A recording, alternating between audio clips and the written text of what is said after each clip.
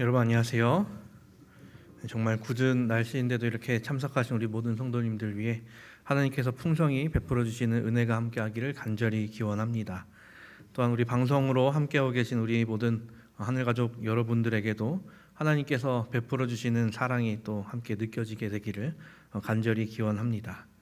오늘은 나도 너를 정죄하지 아니하노니라는 제목으로 함께 은혜 나누기를 원합니다. 다 같이 하나님의 말씀 요한복음 8장 1절부터 11절에 있는 말씀을 함께 보시겠습니다. 요한복음 8장 1절부터 11절까지 있는 말씀 제가 봉독해 올릴 때에 눈으로 함께 따라 읽어 주시기 바랍니다. 요한복음 8장 1절부터에 있는 말씀입니다. 예수는 감람산으로 가시니라. 아침에 다시 성전으로 들어오시니 백성이 다 나아오는지라. 앉으사 그들을 가르치시더니 서기관들과 바리새인들이 음행 중에 잡힌 여자를 끌고 와서 가운데 세우고 예수께 말하되 선생이여 이 여자가 간음하다가 현장에서 잡혔나이다. 모세는 율법에 이러한 여자를 돌로 치라 명하였거니와 선생은 어떻게 말하겠나이까. 그들이 이렇게 말함은 고발할 조건을 얻고자 하여 예수를 시험함이로라. 예수께서 몸을 굽히사 손가락으로 땅에 쓰시니 그들이 묻기를 맞이 아니하는지라. 이에 일어나 이르시되 너희 중에 죄 없는 자가 먼저 돌로 치라 하시고 다시 몸을 굽혀 손가락으로 땅에 쓰시니 그들이 이 말씀을 듣고 양심의 가책을 느껴 어른으로 시작하여 젊은이까지 하나씩 나가고 오직 예수와 그 가운데 섰는 여자만 남았더라. 예수께서 일어나사 여자 외에 아무도 없는 것을 보시고 이르시되 여자여 너를 고발하던 그들이 어디 있느냐? 너를 정죄한 자가 없느냐?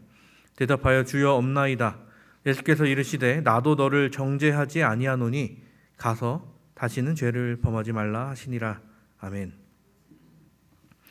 어느 날 두 사람이 한 현자 앞에 가르침을 받으러 찾아갔습니다. 한 사람은 젊었을 때 가족에게 모질게 굴었다가 서로 담을 쌓고 살게 되었다라고 이야기를 합니다. 그래서 그때의 일을 괴로워하면서 스스로를 용서받을 수 없는 큰 죄인으로 여기고 있었죠. 또 다른 한 사람은 인생을 살아오면서 도덕적으로는 큰 잘못을 짓지 않았다라고 이야기를 합니다. 그러나 이웃에게 간혹 인색하다라는 비난을 받는 일이 종종 있었어서 서로 마음을 상했던 때가 자주 있었다라고 고백을 합니다. 그렇지만 그 일들을 대수롭지 않게 여기며 살아왔다라고 또 이야기를 하는 것이었습니다. 나는 나대로의 삶을 살았을 뿐이고 그들은 또 그들의 삶을 살 뿐이다라고 생각하면서 그렇게 사니 나의 마음이 좀 편했었다라고 이야기를 했죠. 근데 그 현자는 앞에 있는 사람에게는 앞사람에게는 당신이 들고 올 수 있는 가장 큰 돌을 가져오라고 시킵니다. 그리고 두 번째 있는 사람에게는 당신이 들 수 있을 만큼의 돌멩이를 주워 오라고 시키죠. 그렇게 두 사람은 그 현자의 말대로 돌들을 현자 앞으로 가져옵니다. 그러자 현자는 하나의 일을 더 시켰습니다. 가져온 그 돌을 다시 원래 있던 그곳으로 돌려놓으라는 것이었습니다. 큰 돌을 가져왔던 사람은 비록 아주 무거웠지만 내가 이 돌을 어디서 가져왔는지 명확히 기억하기 때문에 이 일이 어렵지 않았죠. 하지만 작은 돌 아주 여러 개를 가져왔던 사람은 이 돌이 어디에 있었는지, 저 돌은 어디에 있었는지 명확히 기억해낼 수 없었습니다. 현자의 가르침은 큰 죄는 자신이 잘못한 죄를 분명히 알고 그 죄를 되돌려 놓기 위해 무언가를 할 수 있지만 작은 죄를 죄로 여기지 않는 바람에 그것을 되돌려 놓는 일이 힘들어진다라는 것이었습니다. 우리는 오늘 예수님과 한 죄인의 만남을 보게 됩니다. 어찌 보면 그 당시에는 바로 죽임을 당할 만큼의 죄인이었던 것이죠. 근데 예수님께서는 그 죄인을 어떻게 대하셨나요? 그녀를 죽이려고 그녀를 데리고 온 그 사람들로부터 그녀를 구원해 내시죠. 그녀가 과연 예수님을 만나지 못했다면 어떻게 됐을까요? 물론 그 당시 유대인들은 로마의 통치하에 있었기 때문에 자기들 손으로 그녀를 죽일 수 있지는 못했습니다. 하지만 현대에 비하면 상당히 비상식적인 시대였기 때문에 그녀가 어떤 일을 당할지 알 수 없었죠. 그런데 그녀는 얻어 걸린 것 같이 생명을 얻게 되었습니다. 예수님을 만났기 때문이죠. 오늘의 이야기는 어찌 보면 우리에게도 거저 주어진 이야기와 비슷합니다. 성경을 한번 봐보시죠. 요한복음을 쭉 보시다가 7장 53절을 보면 대가로가 쳐져 있는 것을 보실 수 있습니다. 그리고 8장 11절 끝에는 닿는 대가로가 있는 것을 보실 수 있죠. 여기에 왜 이렇게 대가로가 쳐져 있을까요?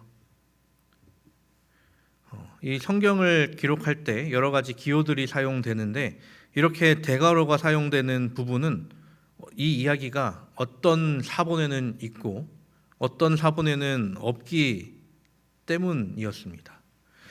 그러면 생각할 수 있죠. 왜 어디에는 있고 왜 어디에는 없는 것을 이 성경에 기록해 놓았을까? 적어 놓았을까? 성경에는 이렇게 대가로를 쳐놓고 있는 경우가 아주 조금 등장하는데요. 사도행전 8장 37절을 보면 우리가 보는 성경에는 대부분 없음이라고 또 표시가 되어 있는데요. 각 주에는 어떤 사본에는 이라면서 그 이야기를 또 적어 놓기도 합니다. 근데 오늘의 이야기는 대가로를 쳐놓고 삽입을 해놓았다는 것입니다. 어떤 성경학자들 또 많은 성경학자들은 이 이야기가 원래는 없어야 하는 것이 아닌가라고 이야기하기도 합니다. 실제로도 이 이야기를 보다 보면 성경을 쭉 읽어 나가다 보면 7장 52절에서 갑자기 새로운 이야기가 느닷없이 들어있는 느낌으로 받아들일 수 있기 때문이죠. 이 52절에서 8장 12절로 이어지는 것이 이 책의 흐름상 맞는 것처럼 보이기 때문입니다. 이런 이유를 들어서 성경학자들은 이 대가로 속의 이야기는 없어야 되는 것이 맞다라고 주장하기도 합니다. 그런데 또 그들이 명확하게 없어야 된다라고 말하기 어려운 부분이 그 성경학자들이 가장 최고의 번역본 성경으로 보고 있는 킹제임스 버전의 이 이야기가 삽입되어 있기 때문입니다. 킹제임스 버전을 우리가 지금 보고 있지는 않지만 번역 성경의 기초가 되는 만큼 이 킹제임스 성경을 가장 기초로 삼고 있습니다. 그도 그럴 것이 이 킹제임스 성경을 번역하기 위해 당대 최고의 학자 47명이 히브리어와 아람어와 히라버로 된 성경 원본을 사용했기 때문이었죠. 우리 재림교회는 이 이야기가 시대의 소망에 명확히 나와 있으므로 성경에 확실히 있는 부분으로 믿습니다. 그 새로운 사본이 발견되지 않았다면 예수님께서 죄인을 위해 베푸신 이야기를 우리는 듣지 못하게 됐을 수도 있죠. 어떻게 보면 우리에게 거저 주어진 복음의 메시지인 것입니다. 예수님께서는 초막절 때문에 이 예루살렘에 와 계셨습니다. 유대 3대 절기 중 하나인데 유대력으로 7월 15일에서부터 22일, 우리가 쓰는 달력으로는 10월 2일 해질 때부터 10월 9일 해질 때까지 이 절기가 지속됩니다.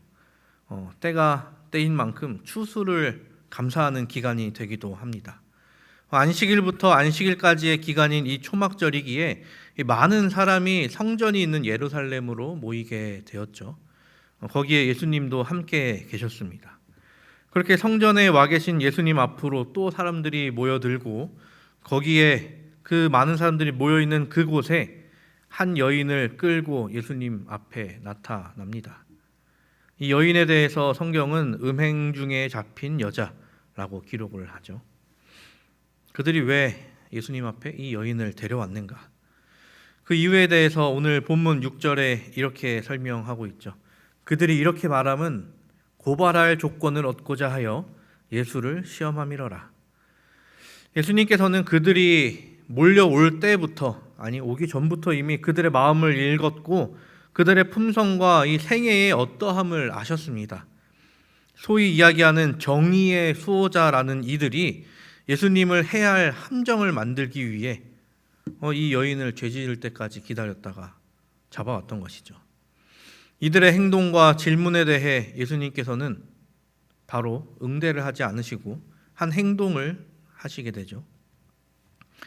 예수께서 몸을 굽히사 손가락으로 땅에 쓰시니, 예수님께서는 그 땅에 어떤 말씀을 쓰셨을까요? 성경을 보는 많은 사람이 이 부분을 읽을 때면 예수님이 과연 어떤 말을 쓰셨을까 매우 궁금해합니다. 그도 그럴 것이 하나님께서 사람에게 직접 손으로 쓰신 어떠한 글을 주시는 것은 십계명 외에는 이 글씨뿐이었으니까요. 사람들은 여러 가지로 추리해 봅니다. 예수님께서는 어떤 언어로 이것을 쓰셨을까? 당시에는 히브리어 말고도 헬라어도 쓰고 아람어도 쓰고 있는데 과연 어떤 언어로 쓰셨을까? 또 과연 무엇을 적으셨을까? 왜 예수님께서는 말로 하지 않으시고 땅에다가 쓰셨을까? 이런 생각을 하는데 여러분의 생각은 어떠신가요? 이러한 우리가 잘 모르는 부분에 있어서 우리는 하나님으로부터 또 귀한 선물을 받았다고 생각을 합니다. 우리가 의문을 가질 만한 부분을 예언의 신의 말씀을 통해 우리에게 설명해 주시기 때문이죠. 생각해 보면 예수님이 아무 말도 없이 땅에 무엇을 쓰실 때 그 주위에 있는 사람들은 왜 예수님을 재촉하지 않고 가만히 있었을까? 딴지를 걸거나 회방을 걸거나 비난도 할 수 있는데 그들은 왜 가만히 있었는가? 성경에서 이렇게 이야기를 하죠. 그들이 묻기를 맞이 아니하는지라. 그들은 답답함을 느껴서 예수님께 그 글씨를 쓰고 있는 예수님께 다가오시죠. 그런데 그들이 발견하는 것은 예수님께서 쓰고 계신 글씨들이었습니다. 화이트 선지자는 시대 소망 461페이지를 통해 쓰시고 있는 그 글씨의 내용에 대해서 이렇게 설명을 합니다. 그러나 그들의 시선이 예수님의 시선을 따라 땅바닥으로 쏠렸을 때 그들의 안색은 변하였다. 그들 앞에 그려져 있는 것은 그들 자신들의 생애의 죄의 비밀들이었다. 세상 다른 사람들이 보기에 자신은 깨끗한 것처럼 순결한 것처럼 행동했던 그들이 자기들이 지었던 죄들이 그곳에 하나하나 적혀 나가는 것을 보자 그들의 안색이 변할 수밖에 없었던 것이죠. 사람의 이름까지 적어 놓으셨을지는 잘 모르겠습니다. 근데 만약 그곳에 이름까지 적으셨더라면 예수님께서는 또 그들을 정죄하시는 예수님으로 우리가 생각될 수도 있죠. 그런데 거기에 적힌 죄들만으로 각 사람은 그것이 자기의 죄인 줄 알았습니다. 사람은 자신에 관한 것은 너무나 기가 막히게 기억하기 때문이죠. 이렇게 예수님을 함정에 빠뜨리려는 자들이 침묵하게 됩니다. 이들의 잘못은 이뿐만이 아니었습니다. 이들은 소위 율법을 잘 아는 자들, 평생을 율법을 공부한 자들이라고 불리는 그런 사람들이었죠. 그렇게 율법을 지키며 존중하면서 살아간다는 그들의 모든 이야기에도 불구하고 그들은 그 율법의 규정을 무시하는 삶을 살기도 했다는 것이죠. 애초에 성경상에 그 여인을 고소할 의무가 그들에게는 없었습니다. 그 여인을 고소할 수 있는 사람은 성경에서 율법에서 규정하기로는 남편뿐이었죠.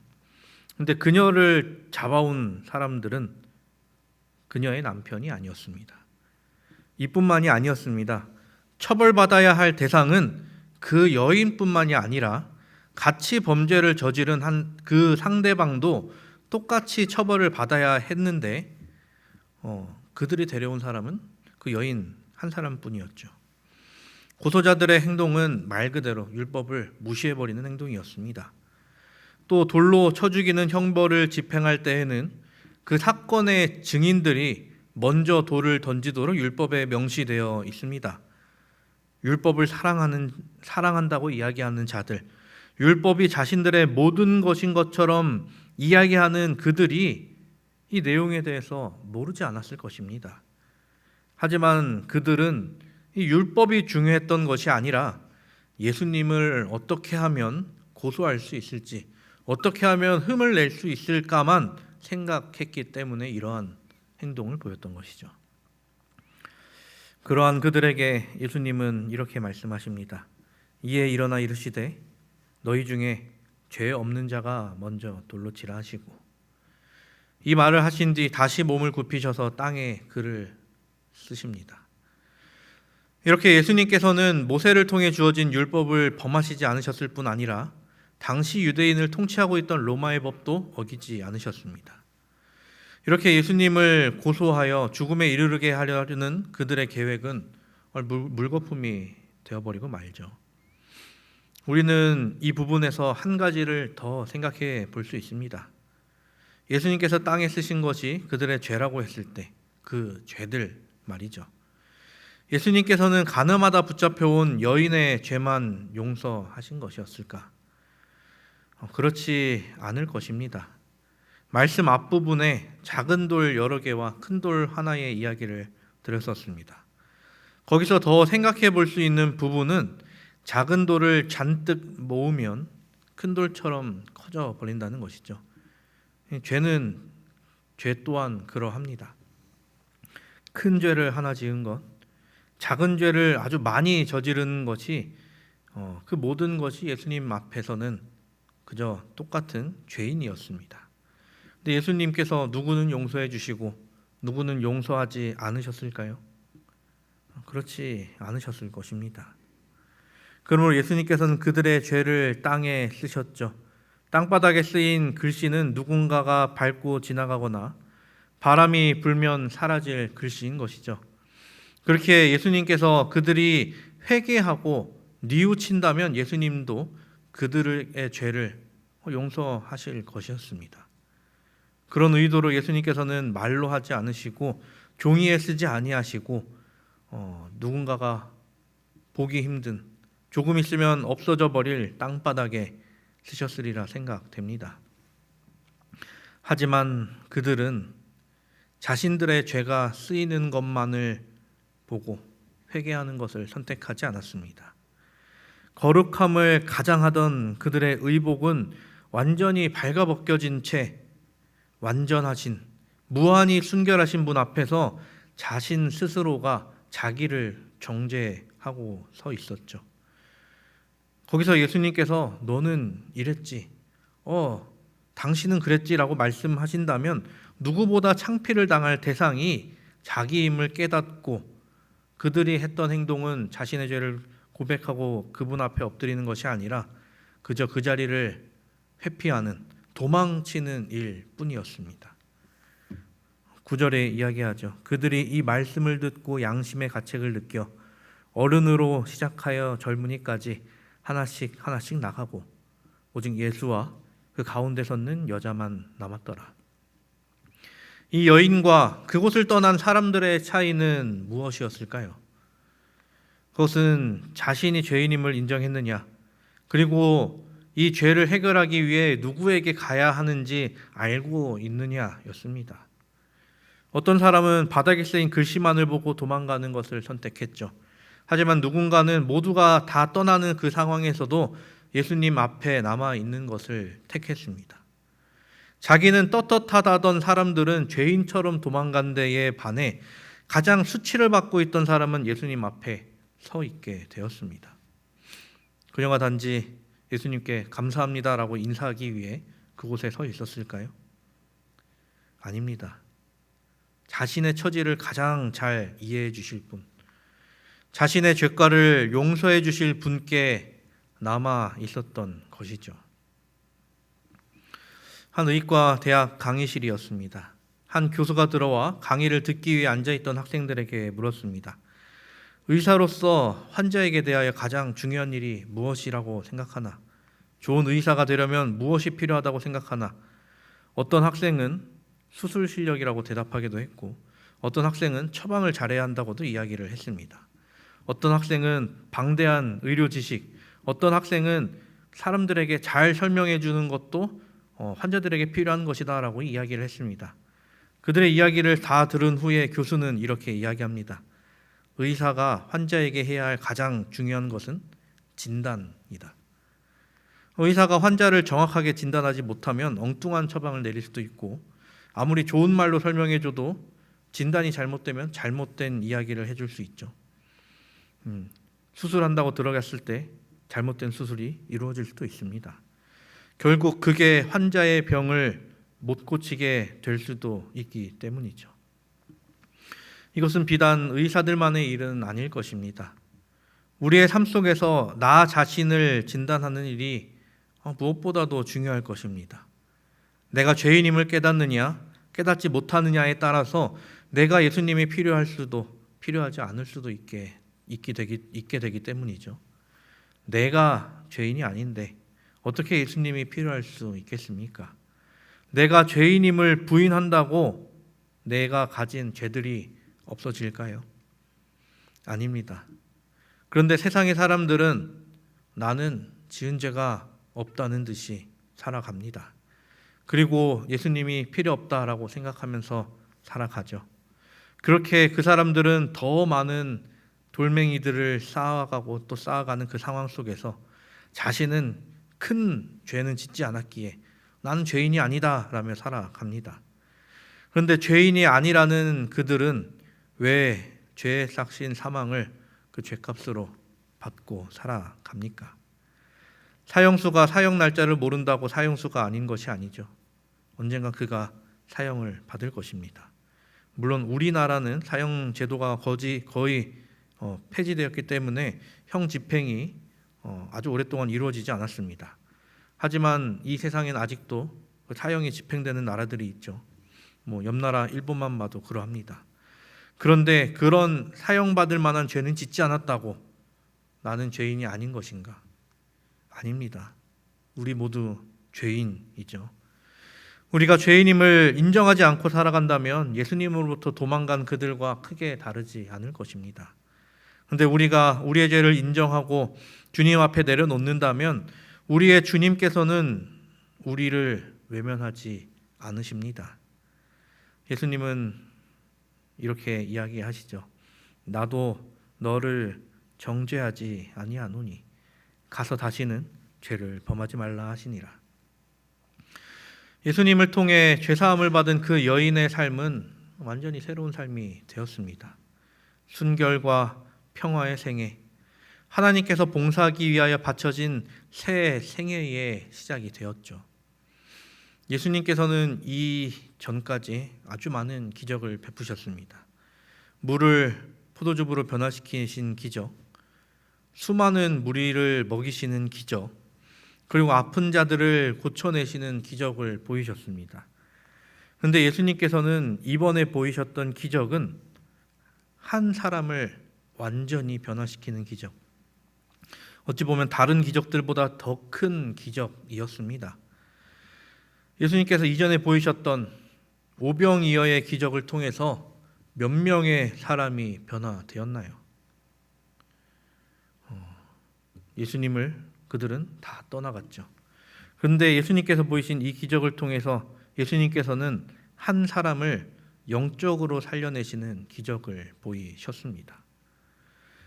사랑하는 우리 성도 여러분, 우리의 삶이 변화된 삶으로, 그리고 우리가 그 변화된 삶을 또 전하는 삶을 살아가게 되기를 간절히 바랍니다.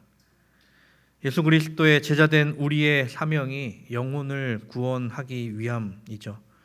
그러기 위해서는 우리가 우리의 죄를 주님 앞에 내어놓고 주님으로 인하여 사는 삶을 살아야 합니다. 화이트 선지자는 우리에게 이렇게 권면합니다. 과오를 범한 자들이 타락의 길로 가도록 내버려 두고 그들에게서 눈을 돌리는 자는 그리스도의 제자가 아니다. 다른 사람들을 고발하는 데 앞장서고 그들을 재판하여 처벌하는 데 열중하는 자들이 오히려 그들의 생애에는 그들보다 죄가 더욱 많을 수 있다. 사람들은 죄는 사랑하면서도 죄인은 미워한다. 그러나 그리스도께서는 죄를 미워하고 죄인은 사랑하신다. 이것이 그리스도를 따르는 모든 사람들의 정신이 되어야 한다. 그리스도인의 사랑은 비난하는 데는 느리고 회개하는 자를 분별하여 용서하고 격려하며 방황하는 자를 거룩한 길로 인도하여 그의 발이 그 길에 머무르도록 하는데 신속해야 한다. 우리가 죄의 길을 걷는 것이 아닌 예수 그리스도로 말미암아 생명의 길을 걷기를 바랍니다. 그 여인이 예수님을 만나고 새 생명을 얻은 삶을 살아갔듯이 이미 새 삶을 얻은 우리도 그와 같이 이 세상에서 다른 삶을 살아가게 되기를 간절히 바랍니다. 정죄의 삶에서 벗어나 자유의 삶을 살며 그 삶을 나만 누리는 것이 아닌 내 이웃에게, 그 삶이 필요한 사람들에게 전하여 그들 또한 참된 자유의 삶으로 이끄는 우리 모두가 되기를 간절히 바랍니다. 올해가 맞춰 갑니다. 이 맞춰가는 때에서 우리가 혹시 내가 전해야 할, 이 복음을 전해야 할 영혼이 있지 않았는지 다시 한번 고민해보고 그들을 위해 또 나아가며 새해를 맞이했을 때 그들에게 더 많은 생명의 말씀을 전하는 우리 모두가 되기를 간절히 바랍니다. 한 해를 마무리하며 주님의 사랑으로 항상 기쁜 삶을 사시며 그렇게 찬송하며 연말을 맞이하는 우리 모두가 되기를 바라며 말씀을 마치도록 하겠습니다.